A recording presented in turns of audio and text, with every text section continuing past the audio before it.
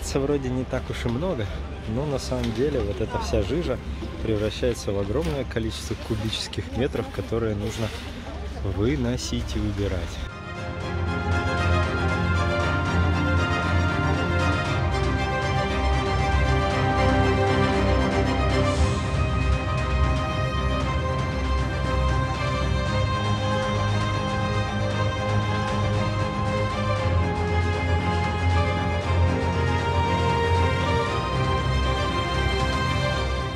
Ничего спасти не могу, только документы и кое-какие, уже когда я лазила сюда, кое-какие пришлось, вещи.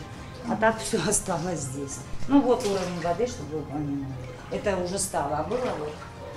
Ну вот, все здесь повыплавало.